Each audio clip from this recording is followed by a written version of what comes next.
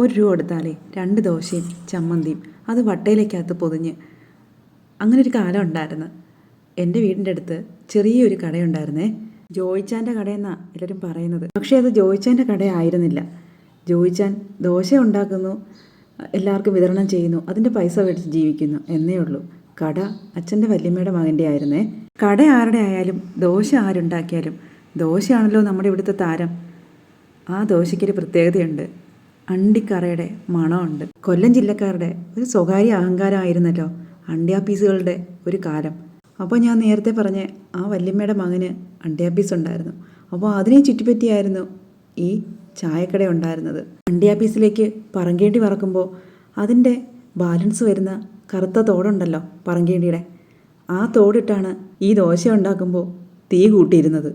അതുകൊണ്ട് തന്നെ ഈ ദോശയ്ക്ക് ഒരു അണ്ടിക്കറയുടെ മണം ഉണ്ടായിരുന്നു. വല്ലപ്പോഴും ഒരിക്കൽ 1 രൂപ തന്നിട്ട് അമ്മ പറയും, പോയി 2 ദോശ മേടിച്ചോന്ന്. പക്ഷെ വീട്ടിൽ കൊണ്ടുവന്നിട്ടേ കഴിക്കാവൂ. ഒരു 10 എവിടെ നടക്കാനുണ്ടേ കടയും വീടുമായിട്ടുള്ള ദൂരം. ഈ വട്ടയിലെ പൊതിഞ്ഞ ദോശ കൈ പിടിച്ച് മണത്ത് മണത്ത് ഒരൊറ്റ ഓട്ടമാണ് വീട്ടിലോട്ട്. വഴിയിൽ വീടിലേന്ന് അമ്മ പറഞ്ഞിട്ടുണ്ട്.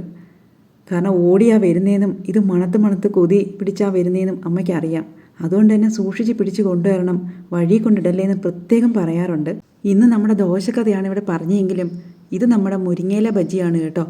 കടലമാവും കായപ്പൊടിയും മുളക് പൊടിയും ഉപ്പും വെള്ളമൊക്കെ ചേർത്ത് ഒട്ടും കട്ടിക്കല്ലാതെ കുഴച്ചെടുത്ത് മുരിങ്ങയില അതിൽ മുക്കി എണ്ണയിലിട്ട് വറുത്ത് കോരി. അപ്പോൾ എല്ലാവരും ഒരു 4 മണി സമയത്തിന് പോകുന്നുള്ളൂ കേട്ടോ.